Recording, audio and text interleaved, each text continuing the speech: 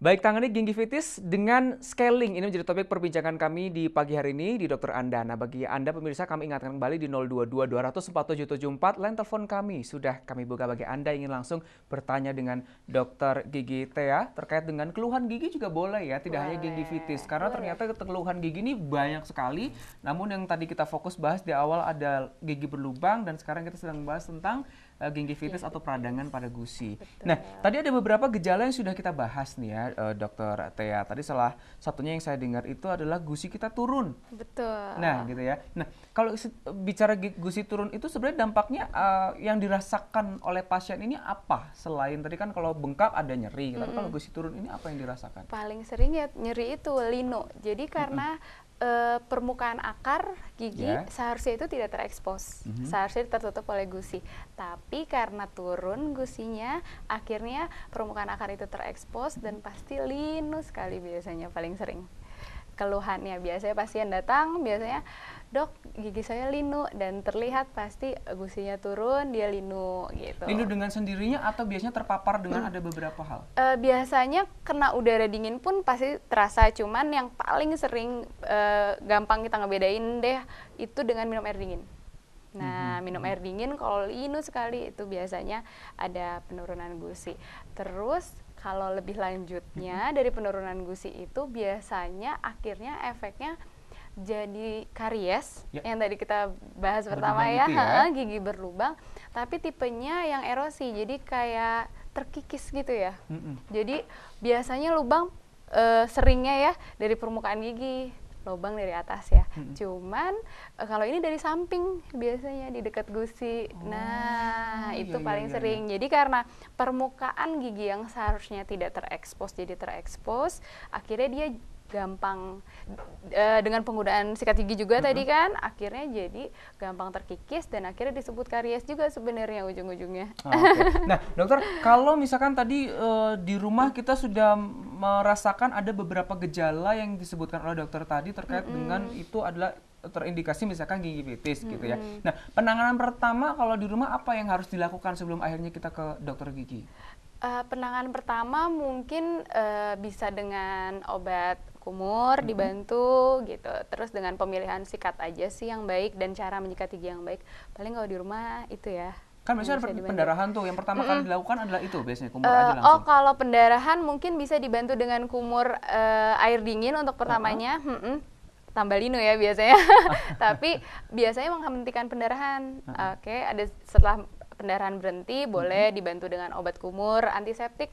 Jadi mencegah untuk adanya inflamasi lebih lanjut. Oke, gitu. Nah setelah itu, jadi yang harus dilakukan adalah langsung saja berkunjung ke dokter atau seperti apa? Iya, benar. Karena di sini faktor utama dari gingivitis ini kan plak ya, yang tadi kita bahas. Si plak dan kalkulus ini hanya bisa dibersihkan dengan alat-alat yang ada di dokter gigi gitu, nggak bisa dibersihkan sendiri di rumah. Makanya itu harus nomor 1 dibersihkan di dokter gigi gitu, yang disebut kita scaling. Teknik scaling tersebut ya, jadi adalah pembersihan plak dan tadi kalkulus, iya betul gitu.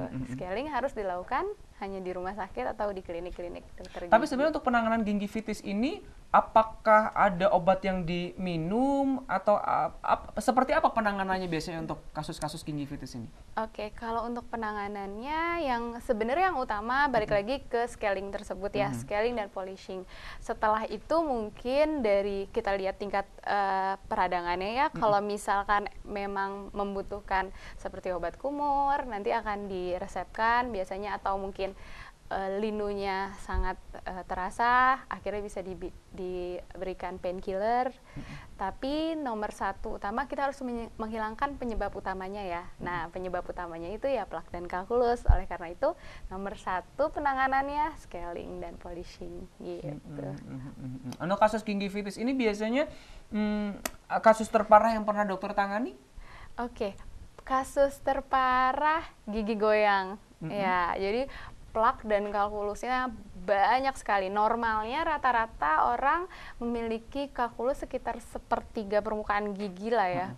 Namun ini tuh sampai hampir full ke seluruh permukaan gigi penuh dengan kalkulus dan plak. Dan akhirnya gigi tersebut goyang gitu. Itu yang paling parahnya sih Dan biasanya. kalau udah goyang gitu biasanya memang harus dicabut? Tidak, biasanya di sini ada juga yang bisa retreatment seperti jaringan gusinya dibersihkan nomor 1 ya. Kemudian habis itu seperti di attach, bisa dijahit, bisa dengan seperti diikat lah ya. Giginya diikat hingga akhirnya setelah gigi itu diikat, gusi yang tadinya sakit, istilahnya tadinya inflame, akhirnya bisa jadi attach lagi ke gigi dan akhirnya giginya jadi kuat lagi. Nah, itu kalau kita bicara penanganan tadi atau pengobatan dari gingivitis ini, biasanya periode berapa lama sih sehingga kondisi gusi tersebut bisa kembali pulih nih dokter? Oke, kalau untuk pemulihan memang kalau gingiva paling lama. Kalau misalkan karies seperti gigi berlubang ditambal mungkin kadang sudah selesai 1 kali kunjungan. Nah, kalau gingiva ini fungsinya kita scaling adalah kita membersihkan karang gigi dan membuang jaringan-jaringan gusi yang tadi radang itu. Rata-rata kan menjadi mati ya jaringannya, dan kita buang itu jaringan-jaringan matinya dan akhirnya oksigen mengalir melalui darah yang membuat gingiva tersebut jadi sehat kembali dan attach kembali dengan gigi. Nah, proses attachment itu bisa sampai 30 hari 1 bulan gitu. ya, ya. Jadi memang harus Bisa, sabar. harus sabar tergantung tingkat keparahan sih ya. Kalau misalkan tidak terlalu parah biasanya sekitar 2 minggu udah kembali normal. Bentar dokternya dikatakan gusi yang itu dikikis gitu ya? Nggak dikikis sih, mikro banget ya. Jadi kita benar-benar kayak di saat pembersihan karang gigi juga kita membuang jaringan-jaringan gusi yang sudah mati. Sakit dong? Nggak ya? terlalu sih ya.